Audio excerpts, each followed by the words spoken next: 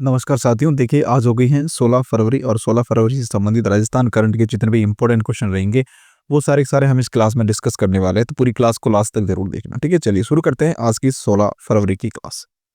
देखिए, क्लास शुरू करने से पहले एक और बात आपको बता दूं कि टेलीग्राम पर जो है आपको इसकी पीडीएफ मिल जाएगी। तो पीडीएफ का लिंक जो है आपको वीडियो के डिस्क्रिप्शन में टेलीग्राम का लिंक दिया हुआ है। आप वहां से टेलीग्राम ज्वाइन कर लीजिएगा और वहां से आप इसकी पीडीएफ भी बिल्कुल फ्री में प्राप्त कर सकते हैं। ठीक है, चलिए फर्स्ट क्वेश्चन दिया हुआ है। हाल ही में राज्य में पहला जल संरक्षण जीरो लिक्विड डिस्चार्ज प्लांट किस डेयरी में शुरू हुआ है? काफी अच्छा क्वेश्चन, याद रखना। जल संरक्षण जीरो लिक्विड डिस्चार्ज प्लांट किस डेयरी में शुरू किया गया है? तो यह शुरू किया गया है जयपुर डेयरी के अंतर्गत, यानी कि यहाँ पे हमारा जो है बी ऑप्शन इसका बिल्कुल हमारा करेक्ट रहेगा। ठीक है, चलिए थोड़ा सा इसके बारे में इंपोर्टेंट फैक्ट देख लेते हैं। जयपुर डेयरी में शुरू हुआ प्रदेश का पहला जल संरक्षण जीरो लिक्विड डिस्चार्ज प्लांट। हर साल 24 करोड़ लीटर पानी व 1.3 करोड़ रुपए जो है वो बचेंगे, क्योंकि पहले इस पे खर्च किया जाता था और अब ये जयपुर डेयरी के अंतर्गत नीचा स्टार्ट कर लिया गया है, तो इससे काफी फायदा होने वाला है। ठीक है, एक और चीज आपको यहाँ बता दूं कि ये जो पद्मा डेयरी है, पद्मा डेयरी कहाँ है? तो यह है अजमेर के अंदर। कहाँ है भाई? अजमेर के अंदर। ये भी पॉइंट इंपॉर्टेंट याद रखना। और यह जो है प्रथम डेयरी थी, याद रखना, पहली डेयरी थी ये। ठीक है, प्रथम। ठीक, चलिए थोड़ी सी डिटेल यहाँ भी है कि पद्मा डेयरी जो है अजमेर में, जो कि राजस्थान की पहली डेयरी थी। ठीक है, चलिए ये क्वेश्चन भी कई बार जो है एग्जाम में पूछा गया है, तो इसको भी याद रखना पद्मा डेयरी के बारे में। ठीक है, चलिए नेक्स्ट है। हाल ही में अजमेर में 113 साल पुराने किंग एडवर्ड मेमोरियल का नाम, किंग एडवर्ड मेमोरियल का नाम बदलकर किसके नाम पर किया गया है? तो यह जो है वह किया गया है किसके नाम पर? महर्षि दयानंद सरस्वती के नाम पर, यानी कि यहाँ पे हमारा ए ऑप्शन जो है बिल्कुल इसका करेक्ट रहेगा। ठीक है, चलिए थोड़ा सा फैक्ट है इनके बारे में देख लेते हैं। अजमेर के 113 साल पुराने किंग एडवर्ड मेमोरियल का नाम भी बदल दिया गया है। अजमेर स्थित किंग एडवर्ड मेमोरियल का नाम हिंदू दार्शनिक महर्षि दयानंद सरस्वती के नाम पर महर्षि दयानंद विश्रांत गृह रखा गया है। सहकारिता विभाग द्वारा नाम परिवर्तन की प्रक्रिया आधिकारिक रूप से पूरी कर ली गई। कौन से विभाग के द्वारा? याद रखना, सहकारिता विभाग। ये भी पॉइंट इंपॉर्टेंट बनता है एग्जाम की दृष्टि से। ठीक है, फिर है अजमेर रेलवे स्टेशन रोड पर स्थित इस भवन का निर्माण। याद रखना ये कहाँ स्थित है? अजमेर के अंतर्गत स्थित है, रेलवे स्टेशन रोड पर। ठीक है, इस भवन का निर्माण 1912-13 में अजमेर और पुष्कर आने वाले यात्रियों को किफायती आवास उपलब्ध कराने के लिए उद्देश्य से किया गया था। याद रखना इसका निर्माण कब किया गया था? तो 1912 से 13 के अंदर। याद रखना इसका निर्माण कब किया गया था? पॉइंट इंपॉर्टेंट है, याद रखना निर्माण किया गया था 1912-13 के अंतर्गत। ठीक है, चलिए फिर नेक्स्ट दे रखा है। प्रदेश के किस जिले में 3 दिवसीय सूफी फेस्टिवल का आयोजन किया जाएगा? काफी अच्छा क्वेश्चन, ये भी याद रखना।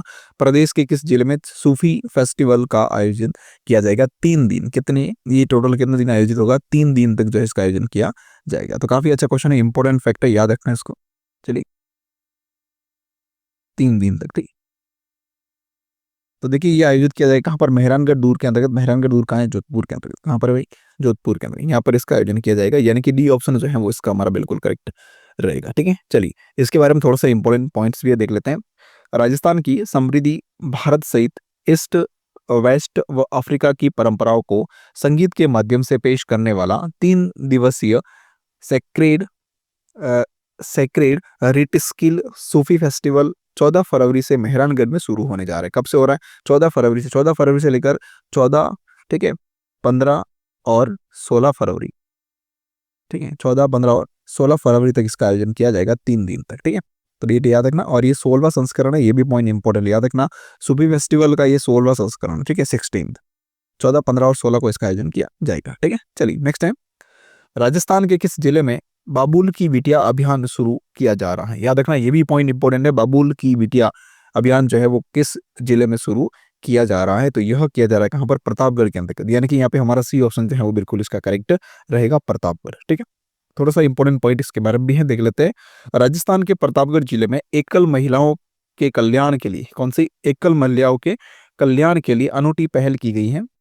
जिला कलेक्टर अंजलि राजौरिया के नेतृत्व में बाबुल की बेटियां अभियान के तहत दूर दराज क्षेत्रों में रहने वाली एकल महिलाओं तक सरकारी योजना का लाभ पहुंचाया जा रहा है इस अभियान के माध्यम से। ठीक है, बाबुल की बेटियां, प्रतापगढ़, याद रखना।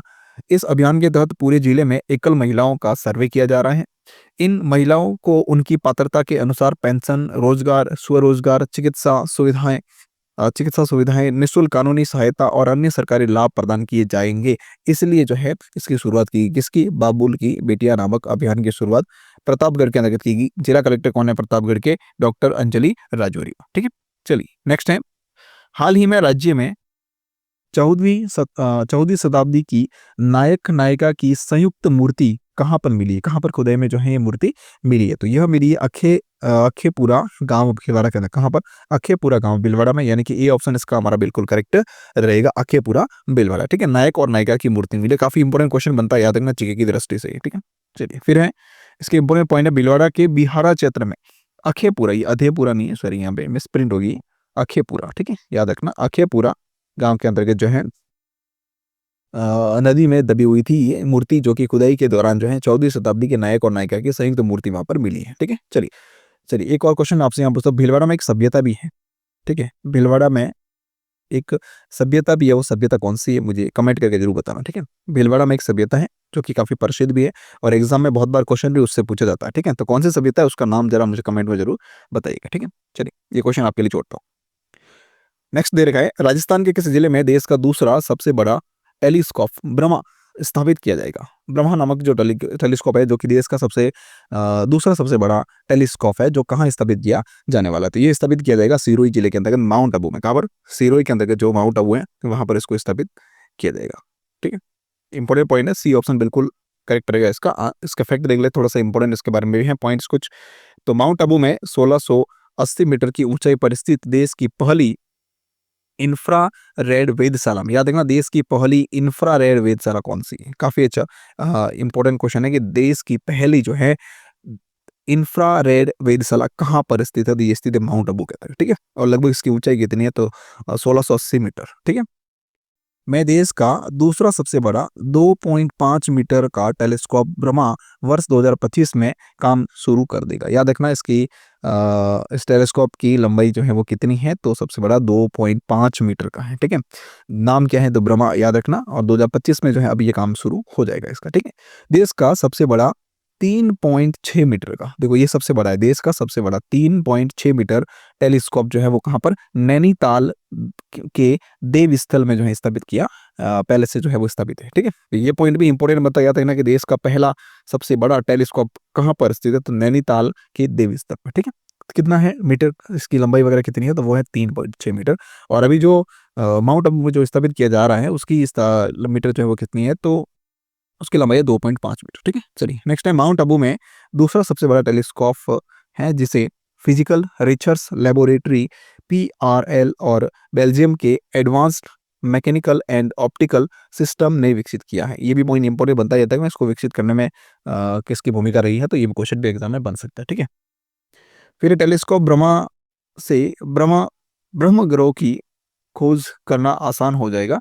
ब्रह्मांड की कई गुत्थियां सुलझेगी इससे, और तारों के बनने की प्रक्रिया सहित मंदाकिनी स्रोतों, याद रखना मंदाकिनी स्रोतों का अध्ययन भी किया जाएगा। ये पॉइंट भी इंपॉर्टेंट बनता है, मंदाकिनी स्रोतों का अध्ययन इससे किया जाएगा। ठीक है, चलिए तो ये थी हमारी आज की क्लास। अभी तक आपने यूट्यूब चैनल को सब्सक्राइब कर लेना, मेहनती क्लास को लाइक शेयर और कमेंट जरूर करना। टेलीग्राम ज्वाइन करना, इंस्टाग्राम पर भी जो है आप चाहो तो हमें फॉलो कर सकते हो, मेहनती क्लासेस नाम से चैनल बना हुआ है। ठीक है, चलिए थैंक